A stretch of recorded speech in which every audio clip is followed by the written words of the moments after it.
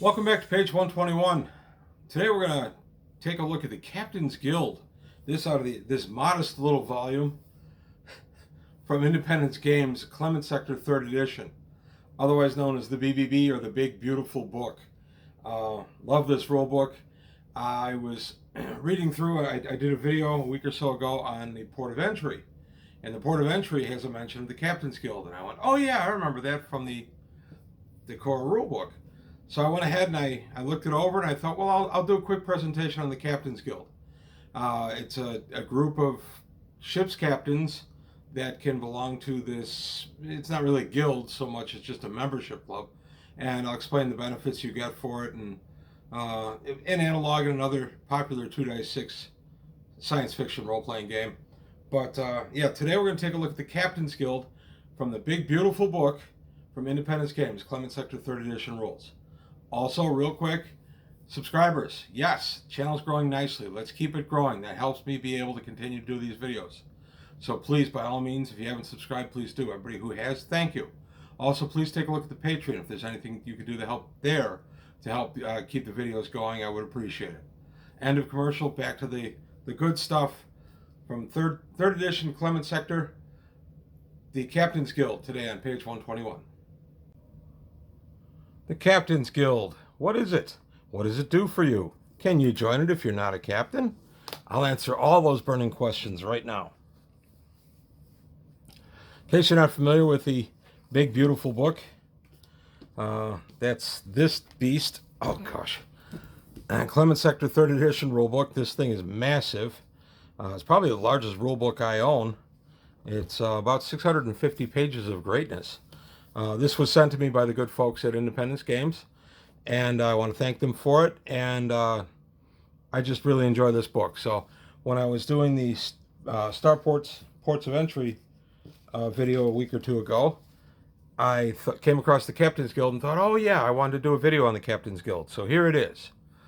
To simply put, the Captain's Guild is an organization designed to meet the needs of the merchant captain. Whether a captain of an independent trader or a captain of a corporate freighter, you can become a member of the Guild. Membership of the Guild comes with many privileges. One of the best known is the Guild House. The Guild House provides information, lodging, meals, and camaraderie. There's a Guild House located at every A and B class starport and some C class starports. Guild membership costs 625,000 credits per year. And you'll never be asked for any other fees or assessments, but 625,000 credits should get you going in a pretty good way. The Captain's Guild started out as a group of captains who got together to help themselves get better wages and better living conditions, working conditions, from the companies they were working for. And the group started as independent captains who were moving cargo from Earth to the settlements on Luna, Venus, Mars, and the Belt.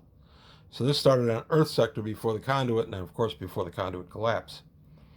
Erica Westman was elected by the Guild members the first chief purser, and within 5 years she had given her ship MV Lavender Breeze over to her former first officer and took the running of the Guild full time.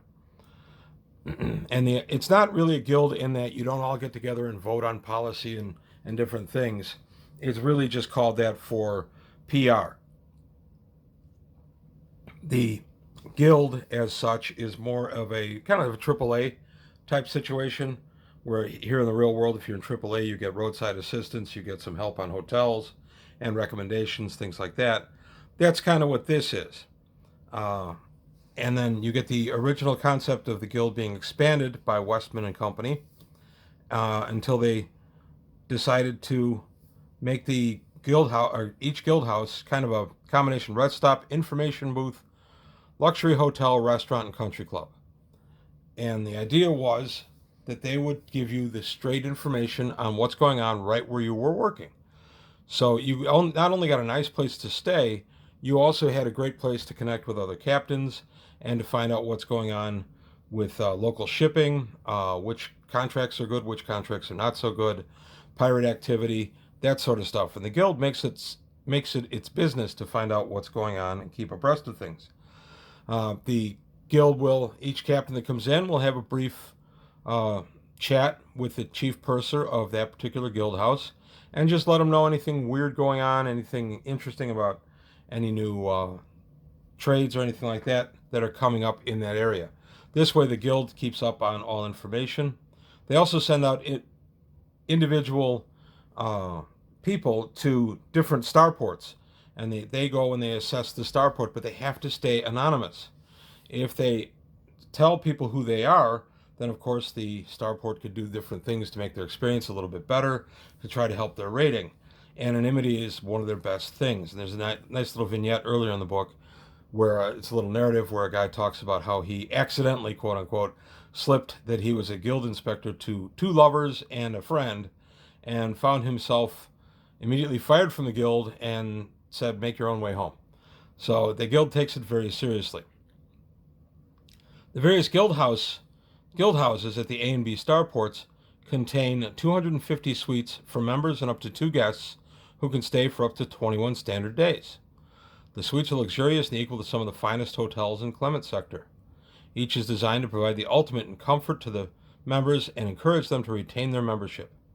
There's a full bar, alcohol where it's legal, things like that. Now they will allow anything legal to be provided in the room, but if it's not legal for the planetary code or some other reason, then they will not allow it. And if you break that rule and bring in some illicit goods, they'll let it pass once. The second time they'll notify the authorities and you will be ousted from the guild. On the first notification, you'll get kind of a black mark next to your name too. They are staffed by the finest professionals in their fields. One of the most visible is the purser. The purser is basically the manager who oversees the operations of the guild house. They're at the front desk, and they will answer any questions from members that members might have. Sitting down with the purser for 10 or 15 minutes can be well worth your time.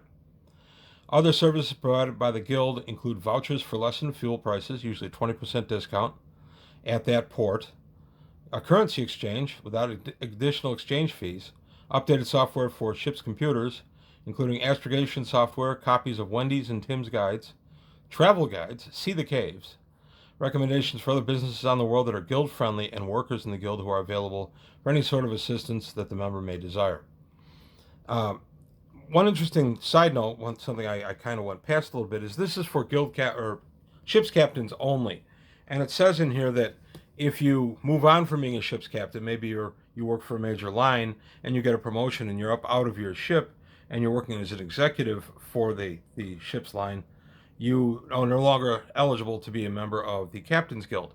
You then have to, you get the rest of your year to finish out, but after that you will not be allowed to renew your membership. And I found that kind of interesting because I thought there would still be a lot of use for former captains who have either moved up in the world or have retired, especially with the long lifespans you get in the Clement Sector 3rd Edition rules. For most humans, for most humans, I thought it was interesting that you were just out of the guild, and I thought, well, when I run this in my game, it's not going to be that. I'm going to have an AARP kind of situation for the Captain's Guild for former members, where you'll still get benefits, you'll still be able to stay at the guild captain's quarters, but maybe there'll be reduced amenities or things like that. But it just occurred to me that having a former ship's captain on hand, staying at the hotel, would be valuable for current ship's captains who might need advice or tips on something to do, be looking for business, things like that.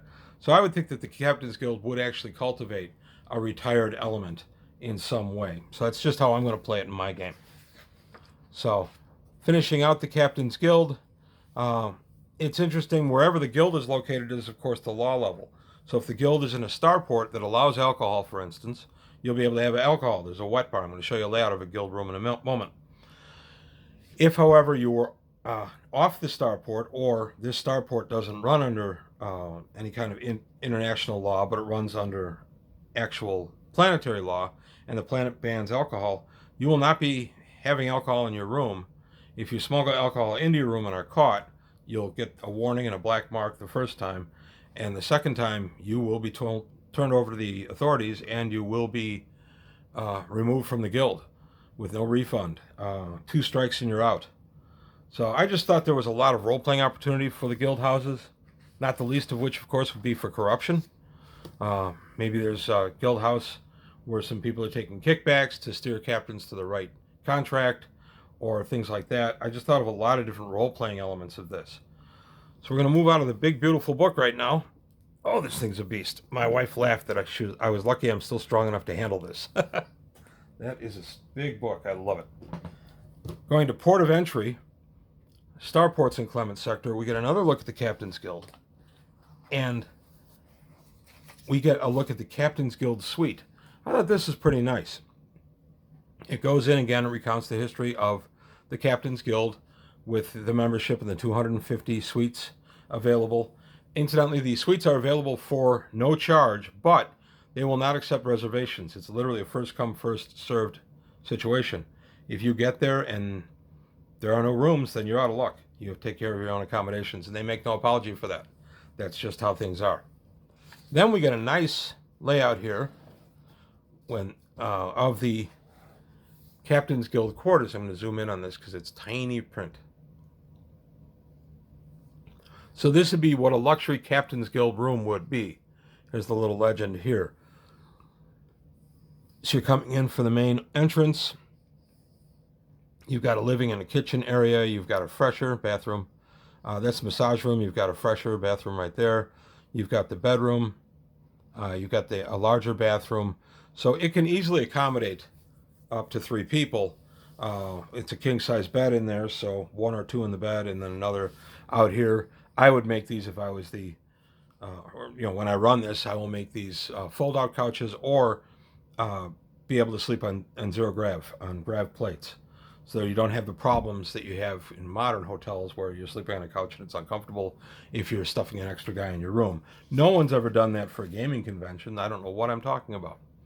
But anyway, I just thought this was a neat little tie-in to the original core rulebook. And we got a nice look at the actual layout of the Captain's Guild suite.